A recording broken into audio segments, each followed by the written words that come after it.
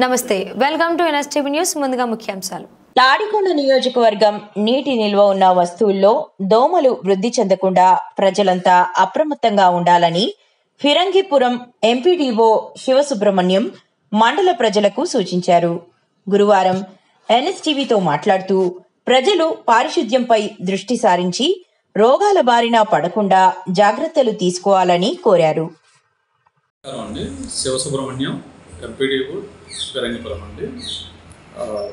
ఈరోజు ఈ ఫిరంగిపురం మండలంలో ఉన్నటువంటి అన్ని గ్రామాల యొక్క ప్రజలకు, ప్రజాప్రతినిధులకు, అలాగే ప్రభుత్వ సిబ్బంది అందరికీ కూడా మీ పూర్వకంగా కొన్ని విషయాలు తెలియజేయాలనుకుంటున్నాను.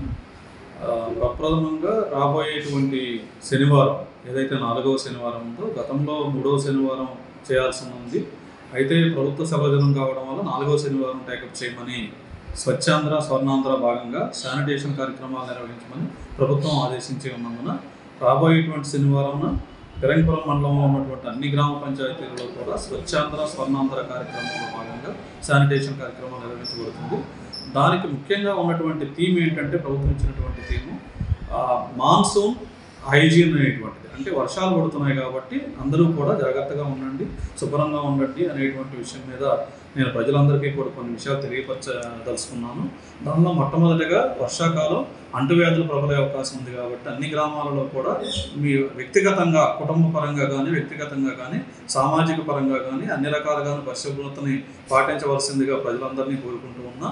ముఖ్యంగా మీ ఇంటి దగ్గర ఉన్నటువంటి కాలువలు మురుగునీరు చేరకుండా జాగ్రత్త పడండి. అలాగే ఇంటి దగ్గర ఉన్నటువంటి వస్తువులు అంటే నీటి తొట్లు కానీ, పగిలిపోయిన ప్లాస్టిక్ వస్తువులు కానీ, వాటిల్లో వర్షం పడినటువంటి నీళ్లు నిల్వ ఉన్నట్లయితే వాటిలో డెంగ్యూ వచ్చేటువంటి వైరస్ దోమలు ఏవైతే పెరిగే అవకాశం ఉంది కాబట్టి అలాంటి నీటి నిల్వలు ఏమీ లేకుండా చూసుకోండి. అలాగే మీ స్థలంలో ఉన్నటువంటి పిచ్చి మొక్కలు కూడా ఏవైతే ఉన్నాయో అవన్నీ కూడా క్లీన్ చేసుకొని దోమలు, పురుగు పుట్ట రాకుండా కూడా జాగ్రత్త పడవలసిందిగా ప్రజలందరూ తెలియజేస్తా ఉన్నా. అలాగే మీకు ఉన్నటువంటి ఖాళీ స్థలాలు ఎక్కడున్నా సరే వాటిని కూడా బాగు చేసుకోవాల్సిందిగా కోరుతూ ఉన్నా. అలాగే గ్రామ పంచాయతీలు అన్నిటిలో కూడా బజార్లు ఏదైతే రహదారుల పక్కన ఉన్నటువంటి ముళ్ళకంప కానీ, పిచ్చి మొక్కలు కానీ అవి కూడా తొలగించడం జరుగుతుంది. అలాగే పాగింగ్ యంత్రాల ద్వారా పాగింగ్ కూడా చేయడం జరుగుతుంది.